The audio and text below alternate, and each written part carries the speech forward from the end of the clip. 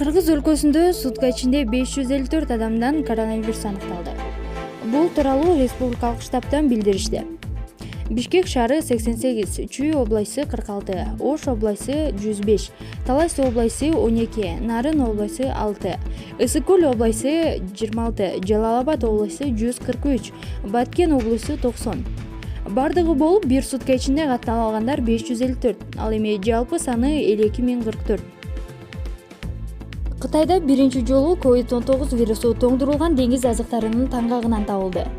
Бул тууралуу Кытайдын оорулардын алдын алуу жана көзөмөлдөө борбору билдирген дүйнөлүк басылмалар жазышууда. Анда айтылгандай, Синдао шаарында эксперттер эпидемиялык изилдөөнүн натыйжасында сырттан келген тоңдурулган балыктын сырткы таңгагынан коронавирус аныкташкан. Маалыматка ылайык, вирус таңгакта узак убакыт жашай тургандыгы далилденген. Белгилүү шарттарда азык эч кандай санитардык нормалар сакталбаса, вирус бат жугат. Азыркы убакта изилдөө көрсөткөндөй, COVID-19 вирусу тамак аш аркылуу берилбейт. Бүгүнкү күнгө чейин тоңдурулган азыктардын таңгагынан вирус жуккан учурлар катталган эмес деп жазылган маалыматта. Ошондой эле аталган вирустун эң негизги жугуу жолу катары аба жана жакын байланыш болуп кала берери айтылган. Эртең 19-октябрда өлкө аймагында жаан-чачын күтүлбөйт. Батыштан соккор шамалдын ылдамдыгы секундасына 1,6 метрден 5-10 метрге чейин жетет. Бул тууралуу Кыргыз гидрометтен билдиришти.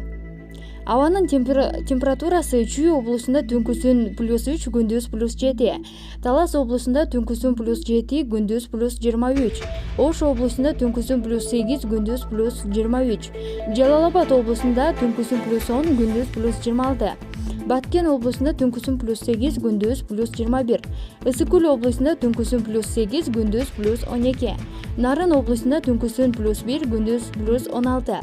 Бишкек шаарында жаан-жашуу күтүлбөйт. Абанын температурасы түнкүсүн +7, күндүз +24 градус болот. Тил алып баруучу Андрей Малахов Россия 1 телеканалынын эфиринде актриса Анастасия Заворотнюк ага байланышка чыкканын айтты. Программа Николай Басковдун туулган күнүнө арналган. Анда Малахов Заворотнюк студияга чалып ырчыны куттуктагысы келгенин айткан. Басковго бул учур жагымдуу болуп, катуу оору менен күрөшүп жаткан актрисаны колдой тургандыгын айтып, ага ыраазычылык билдирген. Анын ооруп калганын угуу мен үчүн чоң сокку болгон. Анастасияны эң жакшы түшүнөм, анткени мен бул нерсени жакын адам менен башыман өткөрдүм. Настя бизге керек жана ал биз үчүн кымбат экендигин айткым келет, деген Басков эфир учурунда. Актрисанын оорусу тууралуу маалымат өткөн жылдын август айында белгилүү болгон. Айрым маалымат каражаттары ал баш мээнин шишиги менен жабыркап жатканын жазышкан. Бирок буга Анастасиянын туугандары эч кандай комментарий беришпей, кийин алар актриса дарыланып жаткандыгын маалымдашкан.